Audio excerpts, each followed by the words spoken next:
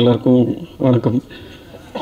இந்த படத்தோட ஒர்க் பண்ண ஆப்பர்ச்சுனிட்டி தந்த ப்ரொடியூசரும் டைரக்டருக்கும் ரொம்ப தேங்க்ஸ். அண்ட் டைரக்டரோட ஒர்க் பண்ணது ரொம்ப கம்ஃபர்டபுளாக ரொம்ப ஈஸியாகவும் இருந்துச்சு. இந்த படம் வந்துட்டு ஜூலை 25 தியேட்டருக்கு வருது. எல்லாரும் உங்கள் சப்போர்ட்டை கொடுங்க. தேங்க்யூ. அருள்அஜித் சார் அண்ட் இதுக்கு சப்போர்ட்டிவாக இருந்த பிடிகே அரசகுமார் சார் எங்கள் எல்லாருக்கும் ஒரு கேப்டனாக இருந்து இதை புஷ் பண்ணி இன்றைக்கி திரைப்படம் தியேட்டருக்கு வருது. உங்களுடைய எல்லாருடைய சப்போர்ட்டும் வேணும். படம் நல்ல இன்ட்ரெஸ்டிங்காகவும் நல்ல கண்டிப்பாக எக்ஸைட்டிங்காகவும் இருக்குது. கார்த்திக் ஹர்ஷா பாடல்கள் பண்ணியிருக்காரு. எல்லோரும் அதை கண்டிப்பாக செக் பண்ணுங்கள். யூடியூப்பில் எல்லாமே ஒன்றுனா இப்போ அடுத்து ரிலீஸ் ஆக போகுது. இன்றைக்கி வந்திருக்க ட்ரெய்லரும் இப்போ அடுத்து யூடியூப்பில் வரும். எல்லாருக்கும் ஷேர் பண்ணுங்கள். இந்த படத்தை பற்றி வெளி மக்களுக்கு கண்டிப்பாக கொண்டு போங்க. ஏன்னா நீங்கள் நினச்சாதான் இந்த படத்தை இன்னும் பெரிய ஆடியன்ஸ்க்கு ரீச் பண்ண முடியும். ஸோ இங்கே நீங்கள் தான் எங்களுடைய முதல் ஆடியன்ஸ். ஸோ அதுக்கு ஒரு பெரிய நன்றி. நிச்சயமாக இங்கே வந்திருக்க திரைப்பட ஜாம்பவான்கள் எல்லாருக்கும் அவங்களோட பிளெஸிங்ஸ் எங்களுக்கு எப்பயுமே தேவை. அண்ட் எங்களோட ஆர்டிஸ்ட் எல்லாருமே அவங்களோட பெர்ஃபார்மன்ஸ் பெஸ்ட்டாக கொடுத்துருக்காங்க.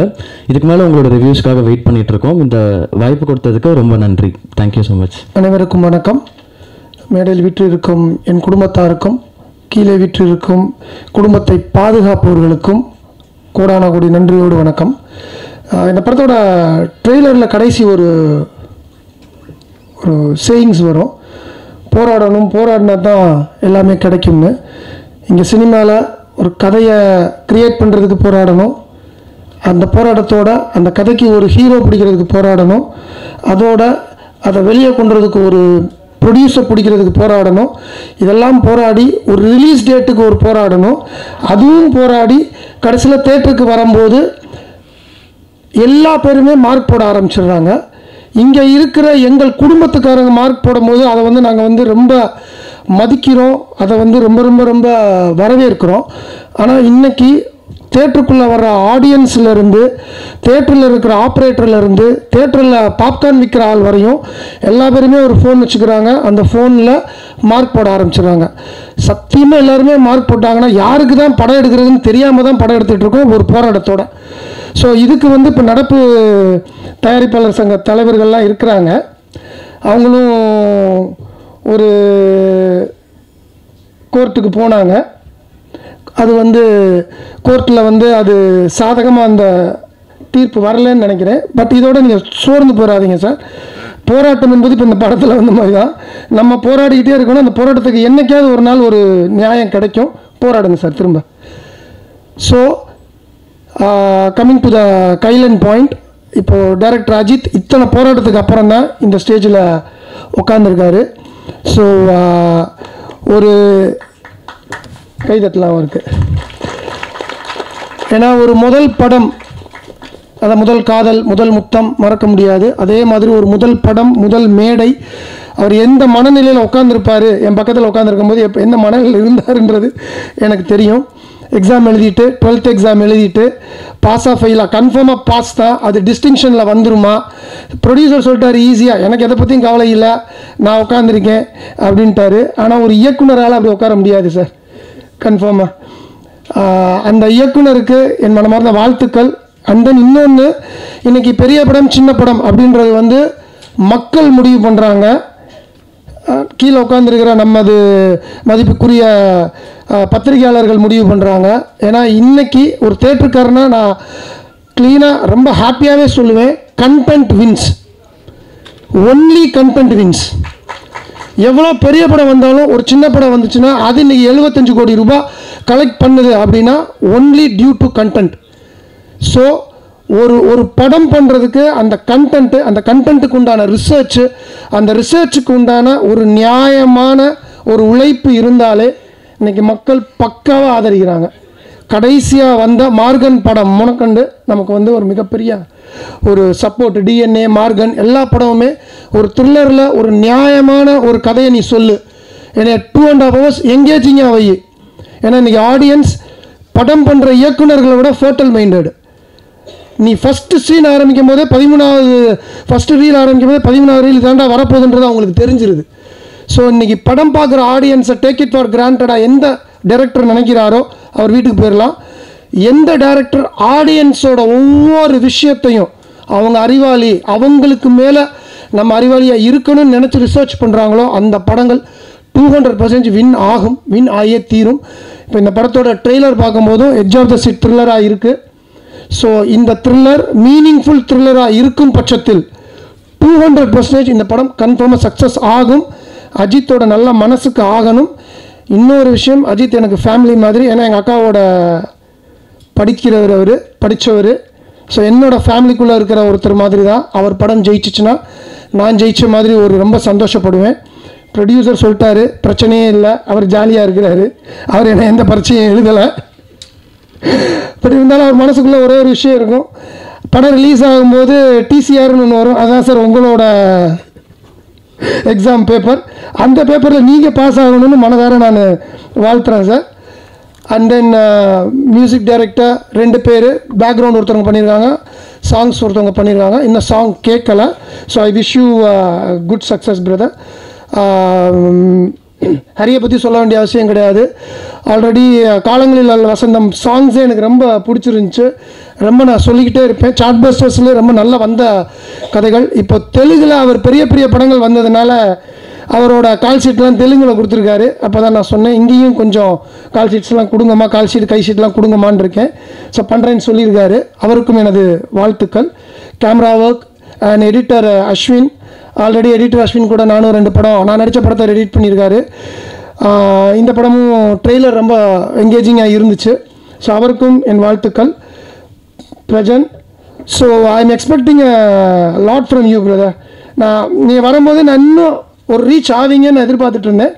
But there is always a says right time, when right time comes, when right people comes, definitely your success will come at the right time. So I'm just wishing you a great success. Last but not the least, அவங்க ஸ்வேதா நிறைய படங்கள் பண்ணியிருக்காங்க. எனக்கு ரொம்ப பர்சனலாக மனசுக்கு பிடிச்சது மாறா ரொம்ப பிடிக்கும். எனக்கு ரொம்ப பிடிக்கும். ரொம்ப ஒரு மாதிரி பொய்டிக்கான ஒரு படம். அதிலிருந்து அவங்களோட கரியரும் தமிழில் பெருசாக வரும்னு நான் எதிர்பார்த்துக்கிட்டு இருக்கிறேன். So I wish your a great success for this film also.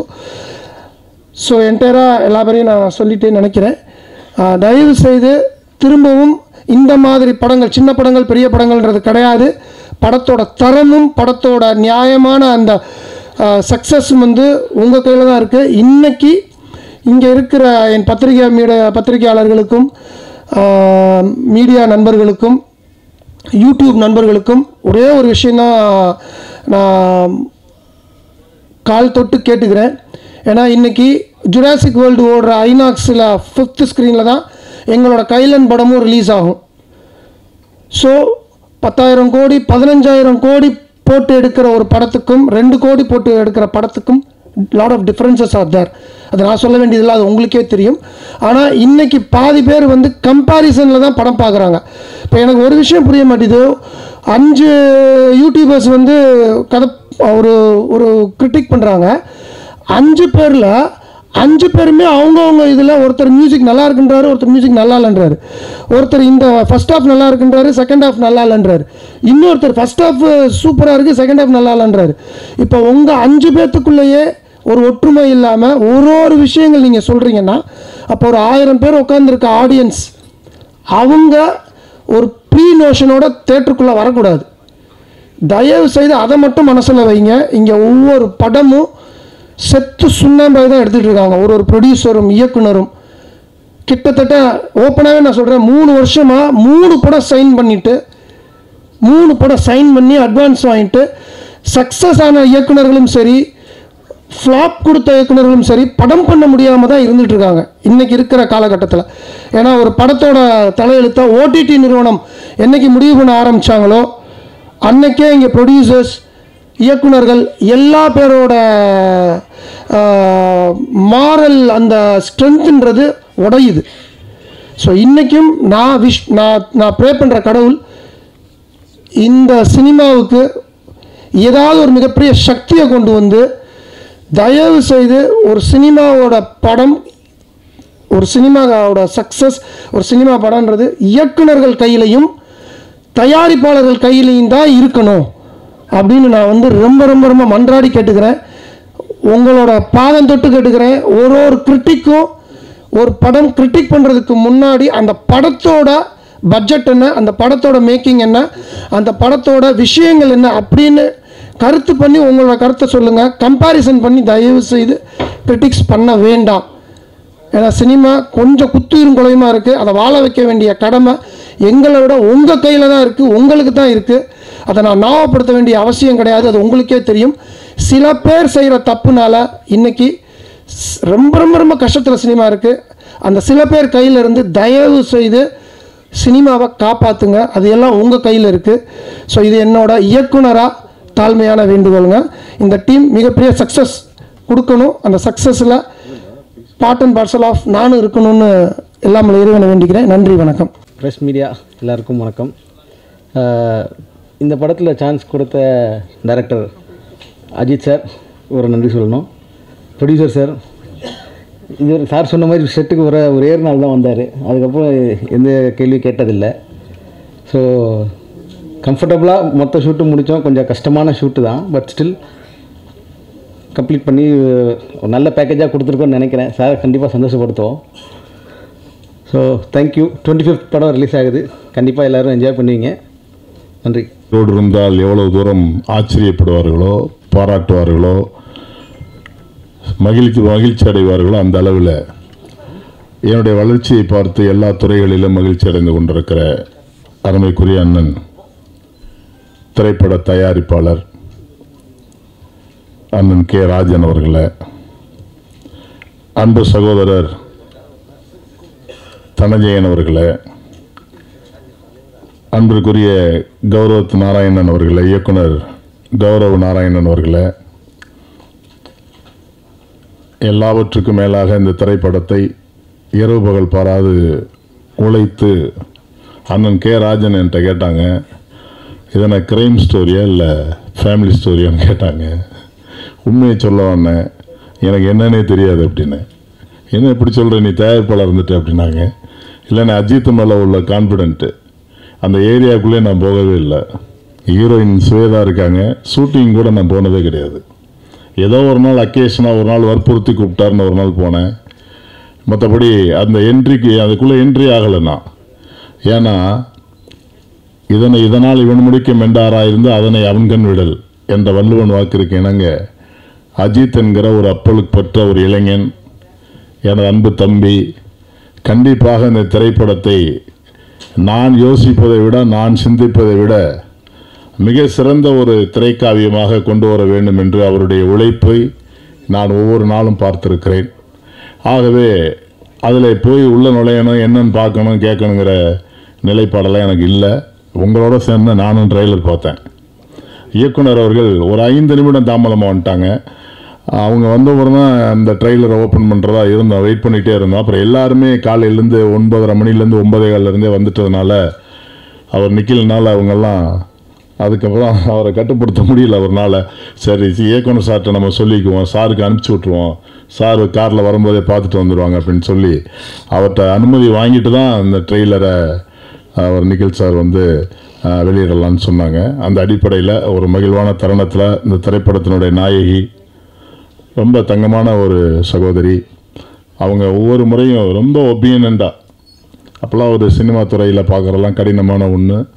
அவர்கள் மிகப்பெரிய வெற்றி அடைய வேண்டும். ஓரளவுக்கு கேரளாவில் நிறைய படங்கள் பண்ணிகிட்ருக்காங்க. அதே போல் அந்த திரைப்படத்தில் நடித்திருக்கிற அனைத்து தயாரிப்பாளர்கள், டெக்னீஷியன்ஸு, எடிட்டர், கேமராமேன், கதாசிரியர், நம்முடைய மியூசிக் டைரக்டர் எல்லாத்தையும் நெருங்கி பழகாதனால எனக்கு வந்து அது மாதிரி ஒரு ஈடுபாடு கொஞ்சம் குறைவாக இருக்குது. ஆனால் சினிமாவில் நாடக குடும்பத்திலேருந்து வந்த வேணாம். என்னுடைய தாய்மாமன் வி.கே. சக்திவேல் மணப்பாரில் மிகப்பெரிய ராஜ நடிகர், கலைஞானத்தோடு ரொம்ப தம்பி மாதிரி இருப்பார். அவருக்கு பெரிய மருது படத்தில் உடுக்கடிச்சிட்டு சாமியார் அவர் வித்தியாசம் பண்ணியிருக்காரு. மிருதங்க சக்கரவர்த்தியில் நடிகர் திலகத்தை சங்கத்தை விட்டு நீக்கி வைக்கிற கேரக்டர் எங்கள் மாமா தான் பண்ணார், தாய் மாமா. என் தாயினுடைய தந்தை, என் தாத்தாவும் நாடக நடிகர், ராஜ நடிகர். அந்த அடிப்படையில் இந்த கலைங்கிற உணர்வு வந்து என்னுடைய ரத்தத்தில் ஊறி போயிருந்ததுனால எதைக்காவது ஒரு நாளைக்கு சாதிக்கணும்னு சொன்னேன். பெரிய லெவலில் வந்திருக்கலாம். டி ராஜேந்திரன் தான் என் வாழ்க்கையை கெடுத்தார். அவர்கிட்டே சொன்னேன், எப்போ பார்த்தாலும் இப்படி என்னை சொல்லி கேவலப்படுத்திட்டீங்க அப்படின்னு ஒரு நாள் சத்தம் போட்டார். முதல் சினிமா நடிக்கலாம்னு சென்னைக்கு வர சொன்னாங்க எல்லாரும். மெட்ராஸ் போனால் சினிமா நடிக்கலாம், உனக்கு ஹேர்லாம் நல்லா இருக்குது, கமலஹாசன் மாதிரி முடியெல்லாம் நல்லா வச்சுருக்க, நல்லா நடிக்கலாம் அப்படின்னு சொன்னாங்க. சென்னை விட்டு வடபழனி விட்டு இறங்கி எங்கே படம் எடுக்கலாம், படம் எங்கே போய் நடிக்கலான்னு கேட்டேன். எங்களுக்கு என்ன தெரியும் பாவம், அவர் சார்லாம் டேரக்டர்லாம் ரொம்ப அடிபட்டு உதப்பட்டு கீழே இருந்து மேலே இருந்து வந்திருக்காங்க. நாங்கள் வந்தோடனே படம் நடிக்கணும், எம்ஜிஆர் மாதிரி பெரிய ஆள் ஆயிரணும், கமலஹாசன் மாதிரி பெரிய ஆள் ஆயிரணுங்கிற மாதிரி பார்வை வந்தோம். வந்து ஏவிஎம்மில் ஷூட்டிங் நடந்துட்டு இருந்தது. அப்போ போய் இந்த திரைப்படத்துக்கு நான் இந்த ஷூட்டிங் வராதுக்கு அது ஒரு காரணம். அப்போ நான் போய் என்ன பண்ணேன், யாரங்க போய் கேட்குறதுன்னு கேட்டேன். இது நடந்தது 89. யாரங்க போய் 88 யாரங்க போய் கேட்குறேன்னு நினச்சேன். அது கல்யாணம் பண்ணி 6 மாதம் வேறு. யாரங்க போய் கேட்குறேன்னு நினச்சேன். இந்த உள்ள ஒரு ஆள் தாடி வச்சுட்டு படம் எடுத்துகிட்டு இருக்காரு, அவரை போய் கேளுங்க, அவருக்கு என்ன கிடப்போ அவனுக்குன்னு தெரியல, அவரை போய் கேளுங்கன்றான். அவர் ரொம்ப சீரியஸாக இருந்துக்கிட்டு இருந்தான். 1 மணி இருக்கு மத்தியானம். ப்ரெஸ் மீடியா நண்பர்கள் எல்லாருக்கும் வணக்கம். முதல்ல பிடிஎஸ் அரசகுமார் சாருக்கும் அருள் சாருக்கும் பெரிய நன்றி. ஏன்னா இந்த படத்தில் எனக்கு ஒரு நல்ல முக்கியமான ஒரு வாய்ப்பு கொடுத்துருக்கீங்க. இந்த வருஷத்தோட என்னோடய 2வது ரிலீஸ் இது கைலான். ரொம்ப எதிர்பார்த்துட்டு இருக்க படம். என்ன ஒரு நல்ல அருமையான ஒரு கேரக்டர். அதுக்கு அரசகுமார் சாருக்கும் அருள் சாருக்கும் பெரிய நன்றிகள். மேடையில் அமர்ந்திருக்கும் எல்லாருக்குமே ஜாம்பவான்களுக்கு முதல் கண் வணக்கம். ஒரு நல்ல கேரக்டர் கைலான், நல்ல படம் எதிர்பார்த்துட்ருக்கேன். கூட சீக்கிரம் நான் கேட்டுட்டு அஜித் சார் எப்போவுமே சார் எப்போ சார் ரிலீஸ், எப்போ ரிலீஸ்னு. வந்துடும் கண்டிப்பாக வந்துடும்னு. இப்போது கௌரவ் சார் சொன்ன மாதிரியும் தனஞ்சய் சார் சொன்ன மாதிரியும் ஒரு படம் எடுத்து படம் கொண்டு வந்து திரை கொண்டு வந்து அந்த போராட்டங்கள் மிகப்பெரிய போராட்டமாக இருக்குது. அது எவ்வளோ வருஷமானாலும் கண்டென்ட் ஜெயிக்குன்றது 100% உறுதி. ஆனால் என்ன நல்ல கண்டென்ட் நம்ம கொடுத்தாலுமே ப்ரொடியூசர் ஒரு படம் வட்டிக்கு வாங்கி படம் வந்து எடுத்து ப்ரொடக்ஷன் பண்ணி படம் ரிலீஸ் பண்ணுறதுக்குள்ளே அது ஒரு வருஷம் ஆகுது, 2 வருஷம் ஆகுது, அதுக்கு வட்டி வருது. எனக்கு எல்லாமே ப்ரீ ப்ரொடக்ஷன் போஸ்ட் ப்ரொடக்ஷன் உட்காந்து என்ன தான் நம்ம ஸ்கெட்சு போட்டாலுமே பப்ளிசிட்டிக்கு ஒரு விஷயத்தை கோட்டை விட்டுறாங்க நிறைய படங்கள். அதில் தான் நிறைய படங்கள் அடிபடுது. கண்டென்ட்டாக வந்தாலும் இல்லை வேர்ட் ஆஃப் மவுத்தில் படம் ஜெயிக்கணும். அது வந்து 100 படங்களில் 2-3 படங்கள் ஏற்படும். ஸோ அதே மாதிரி ஒரு நல்ல படங்கள் அமைஞ்சிருக்கு. ஸோ அதில் இந்த லிஸ்ட்டில் வந்து கைலான் கண்டிப்பாக இருக்குது. ஸோ ஹரி அவர் மற்றும் ஹர்ஷா, எடிட்டர் அஸ்வின் அவர்கள் எல்லாருமே இதில் நடித்த நிறைய பேருக்கு வந்து அருள் சார் வந்து நிறைய புதுமுகங்களுக்கு ஸ்ட்ராங்கான கேரக்டர்ஸ் கொடுத்துருக்காங்க. ஸோ ரொம்ப சந்தோஷம். என்ன நடந்தாலும் எவ்வளோ படங்கள் வந்தாலும் அஜித் சார் எவ்வளோ படங்கள் நடித்தாலும் டைரக்ட் பண்ணாலும் சரி, இது மாதிரி அப்கமிங் நிறைய ஆக்டர்ஸ்க்கு நிறைய கதாபாத்திரங்கள் கொடுக்கணும். ஸோ வேண்டிகிட்டு இருக்கோம். அப்புறம் சிவதா அவர்களுக்கு ஸ்பெஷல் கங்க்ராச்சுலேஷன்ஸ். ஏன்னா நிறைய படங்கள் வந்து அவங்க தேர்ந்தெடுத்து நடிக்கிறாங்க. ஸோ அதில் இந்த படங்கள் வந்து வித்தியாசமான படமாக வரட்டும். ஏன்னா நாங்கள் எல்லாமே இந்த கூட்ஸ் ட்ரெயின் மாதிரி ஃபாலோ பண்ணிட்டு வரோம். இந்த படம் ஜெயிச்சா நிறைய பேர் அவருக்கும் நிறைய ப்ரொடக்ஷன் கம்பெனி வரும், எங்களுக்கும் நல்ல வாய்ப்புகள் அமையும். ஸோ ரொம்ப சந்தோஷமாக இருக்குது. கௌரவ் சார் சொன்ன மாதிரி இந்த படத்தோட ட்ரெய்லர் கடைசியில் ஒரு கண்டென்ட் இருக்குது. போராடினா மட்டும்தான் வாய்ப்புகள் கிடைக்கும்ன்று அது எல்லா விதத்திலும் அடங்கும் அது. ஸோ வாய்ப்புகளுக்கு நன்றி. அன்பேசுவோம். கைலான் படம் ஹிட் நோக்கி நாங்கள் தேங்க்யூ. வாங்க எங்கள் ஊரில் எல்லாம் நீங்கள் ரொம்ப அமைதியாக இருந்து எங்களை பயமுறுத்திக்கிட்டு இருக்கீங்க. அது காரணம் என்ன அப்படின்னா, முன்னெல்லாம் நிறைய கூட்டங்களுக்கு போவோம், கைதட்டுவோம், சிரிப்பாக எல்லாம் பண்ணுவோம். இப்போ டிவியாக பார்த்துக்கிட்டே இருக்கிறதுனால வீட்டுக்குள்ளே உட்காந்து கைதட்ட முடியாது, விசில் அடிக்க முடியாது, என்ன பண்ண முடியாது. அப்படியே என்ன ஆகிட்டோம்னா ஃப்ரீஸ் ஆகி உட்காந்துருக்குறோம். அனைவருக்கும் வணக்கம். உங்களுக்கு தான் முதல் வணக்கம். உங்களுக்கு சொன்ன உடனே 2-3 கைதட்டி சத்தம் கேட்டது, மிக்க நன்றி. இந்த அருமையான படத்தில் புதுமுகங்கள் நிறையா நடிச்சிருக்காங்கன்னு சொன்னாங்க. நானும் புதுமுகம் தான். நான் இடத்தால விருமாண்டியில் வந்து கமல் சார் அவர்கள் திரைக்கதை எழுதுகிறப்ப நான் அதில் அந்த கதை சொல்கிறதுக்கு மதுரை மொழிக்காக நான் வந்தேன். திடீர்னு நீங்கள் நடிக்கிறீங்களான்னு கேட்டார். நான் நடிக்க போனேன். ஏன்னா அது மாடு பிடிக்கிற படம். நான் பாட்டுக்கு சரின்னு சொல்லி நீ 2 மாட்டை பிடினா நம்ம கதி என்ன, நம்ம சிலபஸ்லேயே கிடையாது அதெல்லாம். நான் பயப்படுறத பார்த்துட்டு அவர் சொன்னார், கவலைப்படாதீங்க, நான் மாட்டை பிடிக்கிறேன், நீங்கள் எப்போ உங்களை மைக்க பிடிங்கன்னாரு. பட் அந்த டீலிங் எனக்கு ரொம்ப பிடிச்சிருந்தது, ஒத்துக்கிட்டேன். இன்றைக்கி வரைக்கும் ஒரு 50 வரைக்கும் வந்துட்டேன் சார். பேக்கராஜ் சார் 50 படம் வரைக்கும் வந்துட்டேன். அவருக்கு சிரிப்பு வருது. ஏன்னா நானும் அவருக்கு இப்போ தான் ஒரு வெப்சீரிஸில் நடிச்சுட்டு வந்தான். இதில் எனக்கு என்ன பெரிய மகிழ்ச்சி அப்படின்னா, எனக்கு பிடிச்ச கதை, எனக்கு பிடிச்ச அந்த பாத்திரம், அது மட்டுமே எனக்கு ஒத்து வரும்னு நான் சொல்லிடுவேன். அதுபோல் இதில் என்ன அவங்க கூப்பிட்டு அந்த சொன்ன விஷயங்களும் இயக்குனர் அவர்கள், தயாரிப்பாளர், கூட நடித்தவங்க எல்லாருமே என்னை வந்து அவ்வளவு அருமையாக பார்த்துக்கிட்டாங்க. சொந்த வீட்டில் இருக்கிற மாதிரியான ஒரு சந்தோஷம் எனக்கு இருந்தது. உண்மையிலேயே இதில் சொல்லப்பட்டிருக்க மாதிரியான இந்த செய்தியெல்லாம் பார்த்துக்கிட்டே வந்தேன். அதுலேயும் நம்முடைய கௌரவ நாராயணன் அவர்கள் பேசிக்கிட்டு இருக்கப்போ தான் உள்ளே வந்தேன். நான் மதுரைக்காரர் தான், எங்கள் தம்பி. அவர் சொன்ன அந்த விஷயங்களெல்லாம் கேட்டு நானும் ரொம்ப வியப்படைஞ்சேன். ஏன்னா நான் வந்து திரைப்படம் மட்டுமல்ல, என்னுடைய யூடியூப் சேனலும் இருக்குது. நான் முதல்ல சினிமா ரசிகன். அதனால் நான் எந்த ஒரு இதையுமே காயப்படுத்தக்கூடாதுன்னு நினைக்கிறக்கூடிய ஆள். அப்படி இருக்கிறப்ப சில கடுமையான விமர்சனங்கள் வர்றப்ப நான் ரொம்ப வருத்தப்படுவேன். இது என்ன பண்ணுறது, என்ன செய்கிறது அப்படின்னு நினைப்பேன். இருந்தாலும் நல்ல ஒரு படம், நல்ல ஒரு திரைக்கதை, நல்ல ஒரு விஷயத்தை எல்லாரும் கொண்டு வந்து கொடுக்கணும்.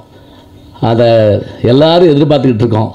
இப்போ முக்கியமாக சொல்கிறதா இருந்தால் மக்கள் தான் தீர்மானிக்கிறாங்க. தேர்தல் மாதிரி தான் திரைப்படங்களும் இருக்குது.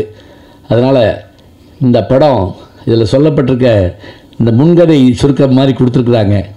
அதை படிக்கிற போதே எல்லாருக்கும் ஒரு ஆர்வம் வந்துடுது. யார் அந்த கைலன், என்ன நடக்குது அப்படின்னு. இது பழைய ஸ்டைலுங்க. இந்த பாட்டு புஸ்தகம் போடுவாங்க திரைப்படம் பற்றி போடுறப்ப, தீபாவின் கதி என்ன, அவன் அகப்பட்டானா, விடை வெள்ளித்திரையில் காண்க, இது இப்படி போட்டு படம் பேர், டைரக்ஷன் எல்லாம் போட்டிருப்பாங்க. இந்த கதை சுருக்கத்தை கையில் வச்சுக்கிட்டே பல பேர் படத்துக்கு போவாங்க. அந்த காலத்தில் அதுதான் முக்கியமான ஒன்று. அது மாதிரி இந்த படத்துக்கு மிக அருமையாக இவர்கள் அந்த செய்திருக்கிற பணி, படத்தை நடிச்சிட்டு இருக்கப்பவே இதில் ஏற்பட்ட ஒரு மகிழ்ச்சி, எல்லாத்தையும் மோந்துக்கிறதுக்கான வாய்ப்பு கிடச்சிருக்குது. நிச்சயமாக இப்போ எனக்கு தெரிஞ்சு அவங்க சொன்னாங்க பாருங்கள், அது மாதிரி இந்த சின்ன படங்கள் அழகான வெற்றி கொடுத்துட்டே இருக்கு. அப்படியே இந்த வெற்றியும் சாதாரணமான வெற்றிகள் இல்லை. அதுலேயும் டூரிஸ்ட் ஃபேமிலி, அதை நான் விமர்சனம் பண்ணியிருந்த பார்த்து சசிகுமார் சார் வந்து எனக்கு ஒரு பேட்டியே கொடுத்தாரு என்னுடைய யூடியூப் சேனலில் வந்து. அது எதுக்காக அப்படின்னா, நல்ல விஷயத்தை நம்ம பாராட்டணும், அதே சமயத்தில் யாரையும் பாதிச்சிடவும் கூடாது. மோசமானது, அது ரொம்ப மோசமானது இதை சொல்கிறது பெரிய விஷயம் இல்லைங்க. அது ஒரு நிமிஷம் அது நின்று பார்த்தா தான் அந்த கஷ்டம் என்னன்னு தெரியும். அதனால தான் நான் அடிக்கடி சொல்லுவேன், பேசுகிறது ரொம்ப ஈஸியாக நினைப்பாங்க. எந்திரின்னா நெஞ்சு வலி வந்துடும் சில பேருக்கு.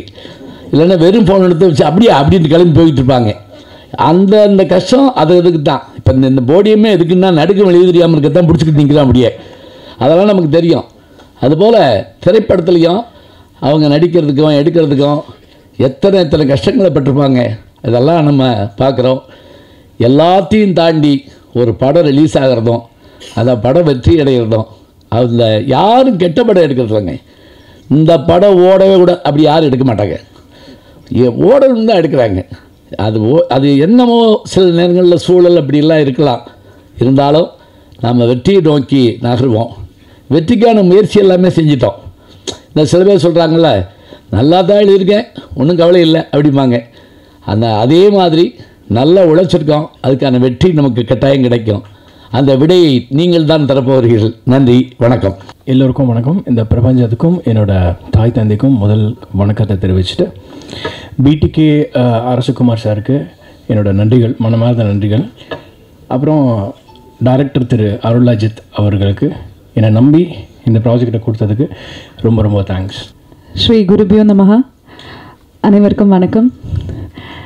என்னோட முதல் படம் நெடுஞ்சாயிலேருந்து இப்போ வரைக்கும், இப்போ கைலன் வரைக்கும் வருஷத்துக்கு ஒரு படம் தான் பண்ணுறேன். பட் ஸ்டில் எனக்கு நீங்கள் கொடுக்குற இந்த ப்ரெஸ் அண்ட் மீடியா, நீங்கள் கொடுக்குற அந்த ஒரு சப்போர்ட் ரொம்ப பெருசு. And I mean it.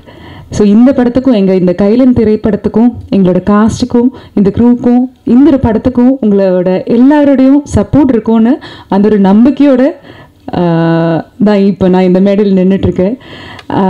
இந்த படம் வெளியில் வரும்போது எல்லோரும் சொன்னாங்க, மேடையில் பேசும்போது சொன்னாங்க, like there is a pain behind every ரிலீஸ்னு. I've seen a director struggle for it. நம்ம ப்ரொடியூசர் அவ்வளோ சப்போர்ட் பண்ணி I've seen them struggle for it. So இந்த ஒரு ஸ்ட்ரகிள், இதோட பெயின் வந்து அதோட ரிலீஸ் ஆகும்போது அது மிகப்பெரிய வெற்றியாக இருக்கும்னு நம்புகிறேன். ஸோ ஆஸ் யூஷுவல் தான் கேட்க உங்ககிட்ட ஒரு ரிக்வெஸ்ட் தான் இருக்குது. இந்த படத்துக்கும் எங்களோட இந்த டீமுக்கும் உங்களோட சப்போர்ட் கண்டிப்பாக தேவை. அது பண்ணுவீங்கன்ற நம்பிக்கை எனக்கு இருக்குது. Thank you so much.